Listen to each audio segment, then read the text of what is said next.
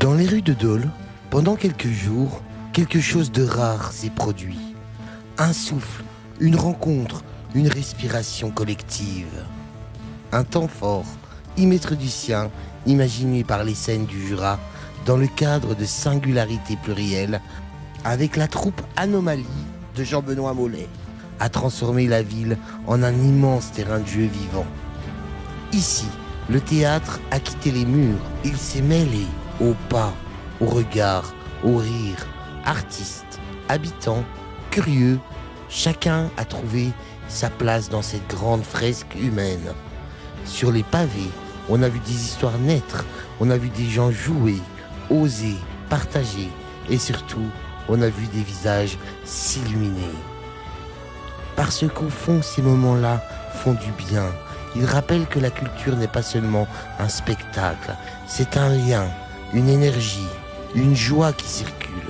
Et puis est arrivée la grande respiration finale, la parade des 100 démons qui a traversé Dole le samedi 7 mars 2026. Une déambulation libre, festive, fraternelle, où la ville entière semblait battre au même rythme. Ce fut un moment simple, puissant et profondément humain. Un moment qui donne envie d'une seule chose, recommencer.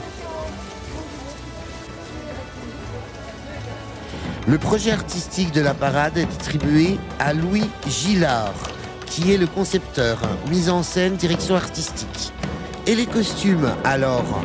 C'est là que ça devient intéressant et presque poétique. Les costumes n'ont pas été faits par la seule personne, mais par les étudiants en métier d'art. Costumes de scène, des participants locaux, habitants, bénévoles, artistes. Plus précisément, la fabrication a impliqué la sélection costume du DN MAD, diplôme national des métiers d'art et du design du groupe Mont-Roland. Plus de volontaires engagés dans le projet, le résultat des costumes bricolés, inventifs, parfois en carton, papier, récupération, une esthétique volontairement démoniaque et artisanale, une vraie signature collective, pas industrielle. L'esprit du projet, et c'est ça le cœur, c'est la parade, n'est pas juste un défilé, c'est une déambulation cathartique. Une invitation à apprivoiser ses démons, un moment où chacun devient créateur, pas spectateur.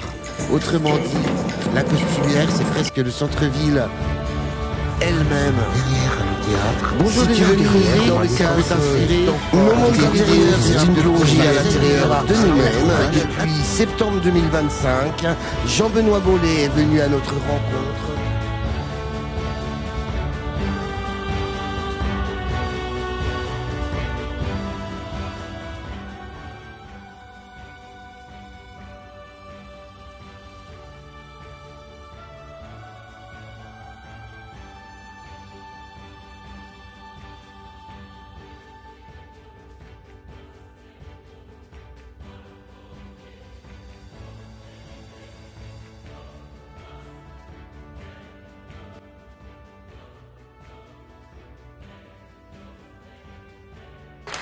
Bonjour à tous.